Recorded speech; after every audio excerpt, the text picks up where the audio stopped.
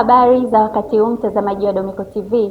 Ifuatayo ni taarifa ya habari ikisomwa nami Salome Laiza. Awali ya yote tuanze na muktasari wake.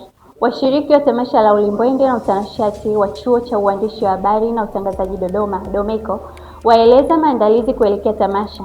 Mbunge wa Kwimba Cosmas Bulala aiomba serikali kuwekeza nguvu za kutosha kwenye bajeti ya utafiti katika sekta ya kilimo.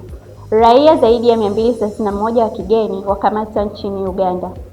Kibiashara, wananchi mkoa wa Dodoma wameeleza namna wanavyonufaika na huduma ya lipa namba katika kutuma na kutoa fedha. Na katika michezo, muendelezo wa Europa League yaendelea Ulaya.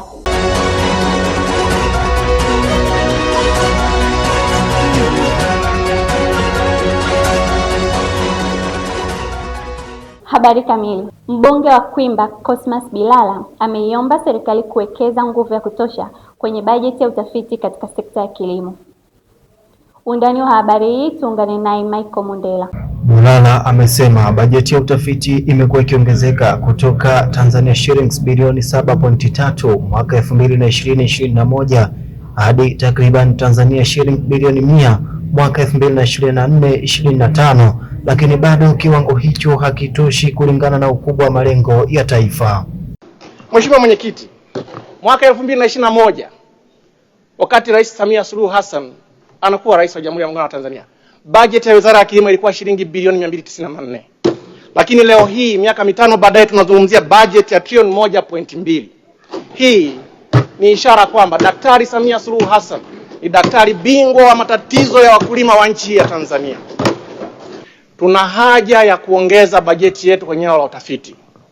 Sisi kama nchi tumejiwekea malengo makubwa sana. Kwenye dira yetu ya mwaka 2050 tumeprojekti kwamba kipato cha mtu mmoja mmoja kiwe dola za Kimarekani 7,000. Hili ni lengo kubwa sana.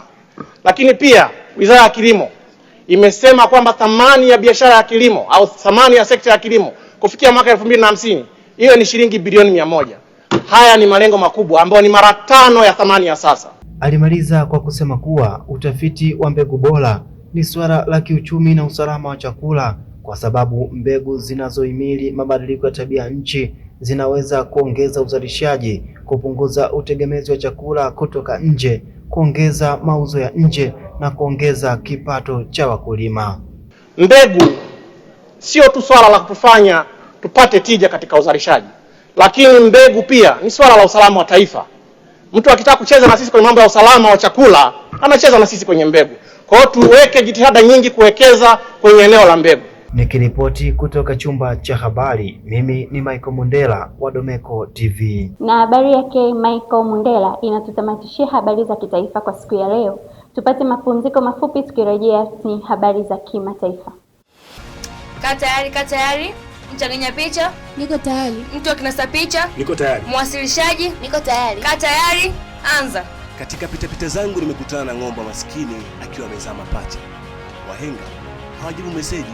Wahenga hawapokei simu zangu baada ya kusikia kuwa samaki mkavu leo amekunjika. Wahenga hawaamini macho yao, kwani leo haraka na baraka wanatembea pamoja. Aliye juu nimemfuata huko. Wahenga vichwa vinauma. Paukwa pakawa, ukiona vyaelea ujue vimeundwa. Mahali ambapo vipaji vinalelewa, sanaa inajiuza. Kwetu sisi ubunifu ndiyo nguzo ya matokeo yote haya. Karibu Chuo cha Uandishi wa Habari na Utangazaji Dodoma, Media for Development.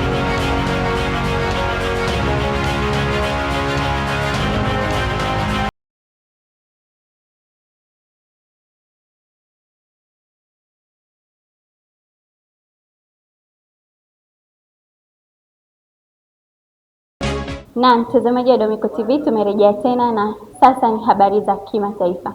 Mamlaka nchini Uganda zimewakamata raia zaidi ya 231 wa kigeni katika operesheni maalum ya kupambana na uhamiaji haramu nchini humo.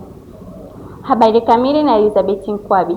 Na tuanzie nchini Uganda ambapo mamlaka nchini Uganda zimewakamata zaidi ya raia 231 ya kigeni katika operation maalum ya kupambana na uhamiaji haramu. Wizara ya mambo ya ndani ya taifa hilo imesema operation hiyo imelenga kuidhibiti mitandao ya biashara haramu ya kusafirisha binadamu na ulaghai wa mtandaoni. Mamlaka zimeeleza kuwa zilianza kuchukua hatua baada ya kupokea taarifa za kiintelijensia zinazoonyesha kuwa kulikuwa na makundi makubwa ya raia wa kigeni wanaoishi au fanya kazi Uganda bila kuwa na nyaraka zinazohitajika kisheria. Msemaji wa Wizara ya Mambo ya Ndani Simon Peter Mundei amesema operation hizo ni sehemu ya juhudi za serikali za kusimamia sheria za uhamiaji na kuvunja mitandao inayoshukiwa kujihusisha na uhalifu wa mtandaoni. The group was found operating illegally. Watu hawa mara nyingi huingia nchini wakijitambulisha kama wahubiri wa Injili, lakini baadaye hujihusisha na shughuli zisizo za halali.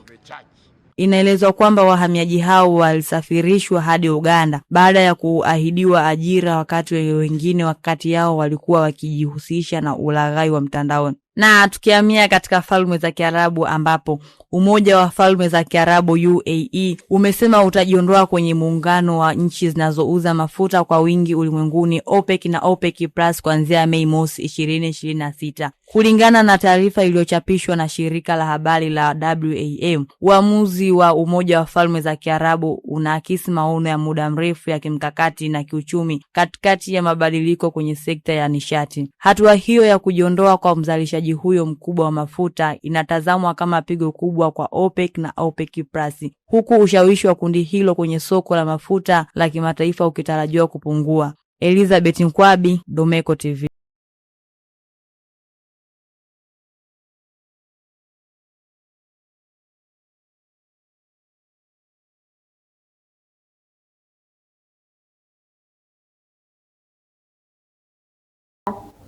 Wananchi mkoa wa Dodoma wameeleza namna wanavyonufaika na huduma ya lipa namba katika kutuma na kutoa fedha. Katika sehemu nyingi mkoani Dodoma, huduma ya lipa namba ndiyo habari ya mjini, kwani imepunguza makato makubwa kwa wateja, hivyo kupelekea huduma hiyo kupendwa zaidi. Joven James ambaye ni wakala maeneo ya Machinga mkoani Dodoma ameeleza ni jinsi gani inaweza kufanya kazi. Kwenye kazi yangu ina mitandao zaidi ya 3. Nalipa namba ya Yasi, nalipa namba ya Voda, pia nalipa namba ya Halotel. Lakini tazungumzia leo lipa namba ya Voda.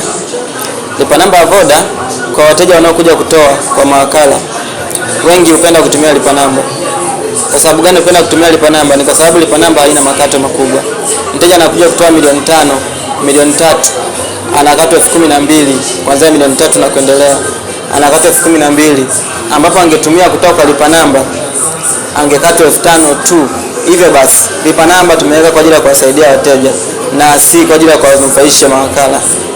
Lakini pia watumiaji wa huduma hiyo walikuwa na haya ya kusema. Mimi naitwa Absadi Mohamed Manture, ni mfanyabiashara wa Machinga.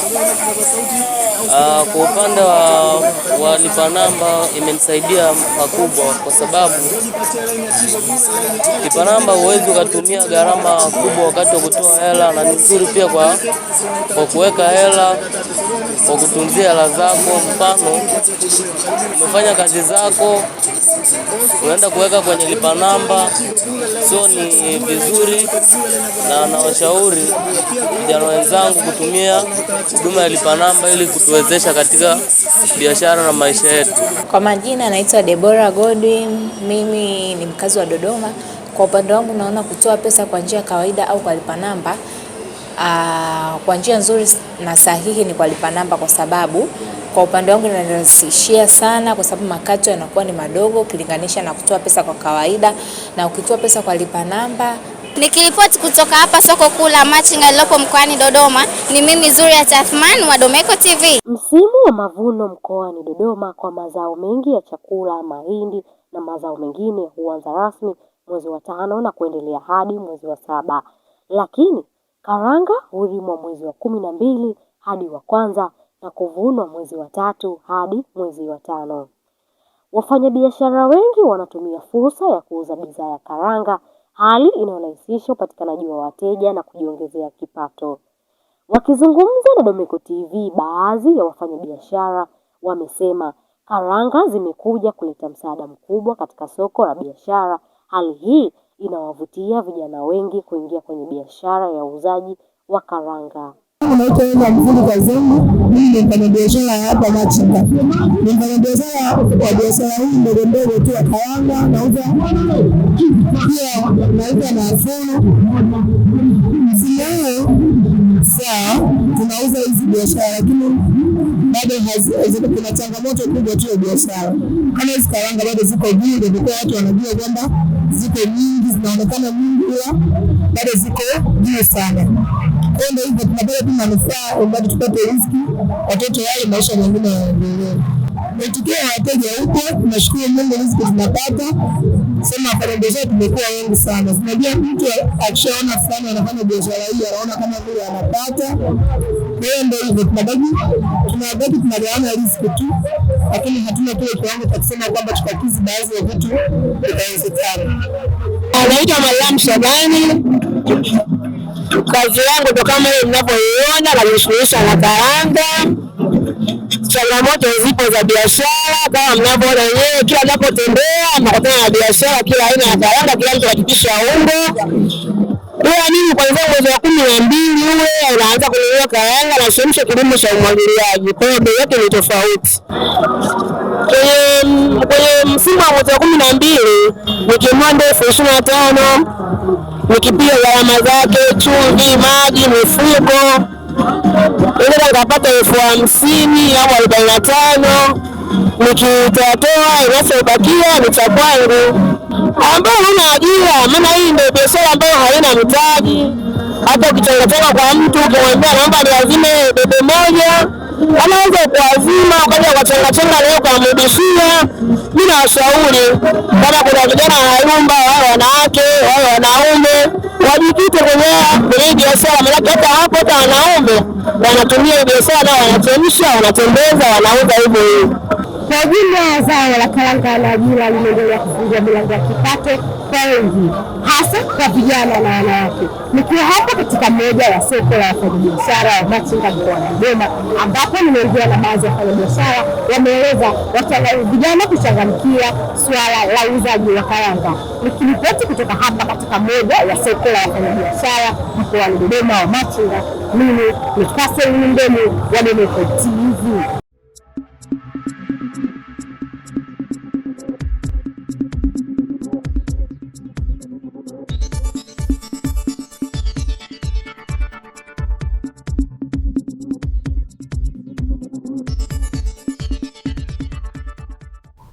Na katika michezo tuungane naye Yohana Patrick kwa undani wa taarifa hizo. Michuano ya ligi ya mabingwa barani Ulaya imetamatika hapo jana kwa kupigwa mchezo mmoja kukamilisha hatua ya mkondo wa kwanza wa nusu finali. Klabu ya Atletico Madrid ilikuwa mwenyeji wa kumwalika klabu ya Arsenal kutokea nchini Uingereza. Mchezo huu ulitamatika kwa sare ya bao 1-1. Leo hii michuano ya Europa League inataraji kuendelea kwa kupigwa michezo miwili katika viwanja viwili tofauti. Mchezo wa kwanza utapigwa nchini Uingereza kuvikutanisha vilabu vya nchini humo. Klabu ya Nottingham Forest itakuwa mwenyeji wa kumwalika Aston Villa. Mchezo wa pili utapigwa pale nchini Ureno. Klabu ya Sporting Braga itakuwa mwenyeji wa kumwalika Freiburg ya nchini Ujerumani. Tukihitimisha na michuano ya Conference League, klabu ya Rayo Vallecano itakuwa mwenyeji wa kumwalika Strasbourg ya nchini Ufaransa. Mchezo wa mwisho utapigwa pale nchini Ukraine. Klabu ya Shakhtar Donetsk itakuwa mwenyeji wa kumwalika klabu ya Crystal Palace nchini Uingereza. Yohana Patrick, Domeko. Na habari yake Yohana Patrick inatutamatishia habari yetu kwa siku hii ya leo. Na kabla ya kutamatisha tupate tena muktasari wake. Washiriki wa tamasha la ulimbwende na utanashati wa chuo cha uandishi wa habari na utangazaji Dodoma, Domeko, waeleza maandalizi kuelekea tamasha. Mbunge wa Kwimba Cosmas Bulala aiomba serikali kuwekeza nguvu za kutosha kwenye bajeti ya utafiti katika sekta ya kilimo. Raia zaidi ya 231 wa kigeni wakamatwa nchini Uganda.